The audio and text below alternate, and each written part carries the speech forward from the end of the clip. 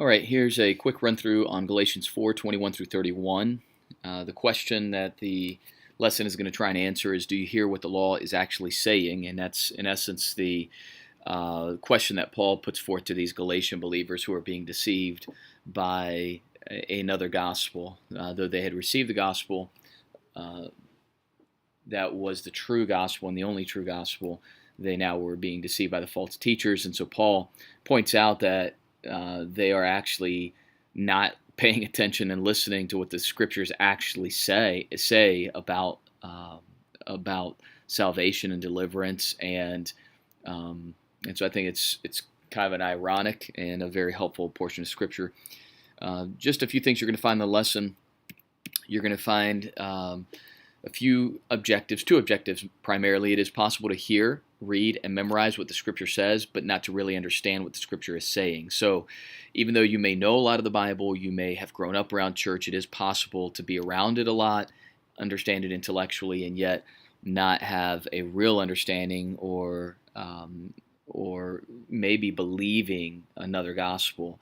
It is possible for that to happen. Secondly, it is possible to wrongly interpret the scriptures as moral imperatives and to leave Christ out, which then, again, if a moral imperative is something you have to do, but when you think about leaving Christ out and the gospel out in particular, then all you do is create a form of legalism, or you submit to a form of legalism where you are living by a code in your own power. And so it is possible for Christians to do this. And the main points, first one is that Paul is saying this because of the persuasion of the Galatian Christians.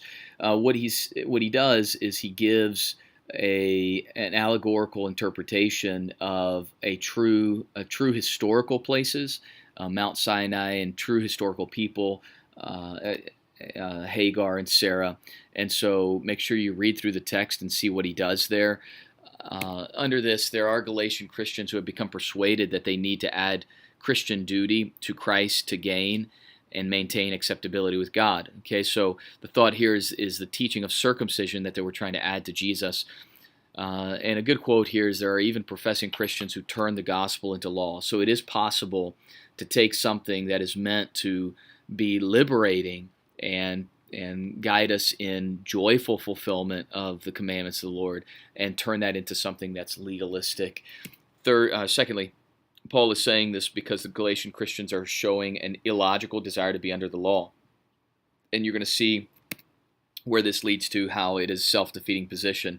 Ultimately, it's not listening to what the law actually does or says. The law actually points us to how desperately in need we are. It does not in any way give any hope of salvation or deliverance. It points us to Jesus Christ. And so in modern day terms, or in trying to understand it for our context here, it's important to know, again, that you may know all the law like the Pharisees, who would have had much of it memorized, if not at least the first 5 books of the Old Testament, the books of Moses, memorized.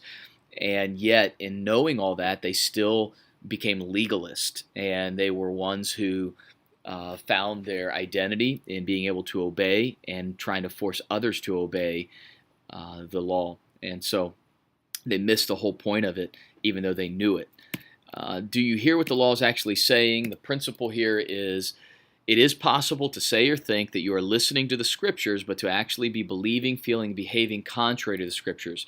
So the exhortation is to listen and heed what the scriptures are actually saying, and don't consider yourself to be above deception, and make sure that you are communicating that to your students. Where is Christ in this? This moral imperative, in other words, that we need to, it is possible, and that it is possible to be deceived, and that we need to heed and hear what the scriptures say. This moral imperative that is understood in this passage is dangerous for those who have legalistic tendencies. For example, if someone is accustomed to interpreting the Bible without really considering how Christ's finished work bears upon a passage, then all they do is create more Christian legislation that must be carried out for the hearers. So if you come to a passage of Scripture, even in the New Testament, that says, abstain from all appearance of evil, and you don't take in consideration the gospel fulfillment, the power that now resides in us, then what we end up doing is taking passages like that, and oftentimes we take it out of context, and then we forcefully communicate to people that they need to do more and continue to add more legislation.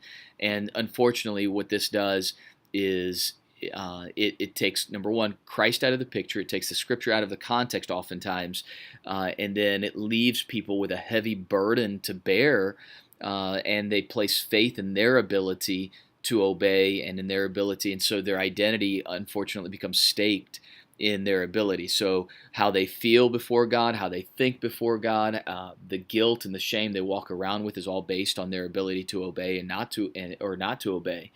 And so what I've done in this lesson is I've put an exercise in the lesson to try and help guide you as you guide your students. First, when studying a passage, find out what it meant to the original audience. Who were the original people? What was the intended outcome there? What is the principle about God that the passage clearly identifies? So before you start telling people to abstain from all appearance of evil, or whatever the moral imperative is, it's critical to understand that the Bible is a revelation of who God is and what He is doing, what He has done and what He is doing. And so find out what the passage is teaching about the Lord. Thirdly, what is demanded of man because of the truth about God? So what is that moral imperative? But you can't stop there and then make application, because you want to make sure that you're constantly showing how man's incapable of accomplishing that. So what is it within the nature of man that causes him not to want to fulfill, or causes man to fail at fulfilling what God rightly demands and deserves? So again, using the example on this video of abstaining from all appearance of evil, the truth of the matter is sometimes people are ignorant of the evil. They walk into it and they're naive. Oftentimes, that's not the case. Now, within the heart of man it's deceitful and desperately wicked, we actually want to engage in sin. And there is a part of us. And so oftentimes when there's the moral imperative to abstain from all appearance of evil, we want to be in the sin, or we desire to think those thoughts, or we desire to hang on to that anger, because we are sinful creatures. And so this fourth question helps to really create transparency and cause us to be honest with a portion of Scripture in application. But then we're thinking redemptively. We want to consider, how did Jesus Christ perfectly accomplish what the passage is telling us about God? And so God is holy, and He requires His believers, His Christians, to abstain from all appearance of evil, specifically there in Thessalonica, 1 Thessalonians chapter 5, where that passage is at.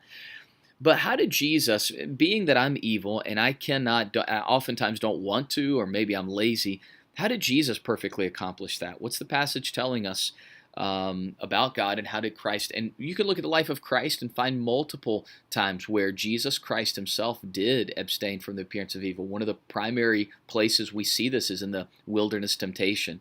And what we're doing is we're taking time to consider how the Scripture points to God.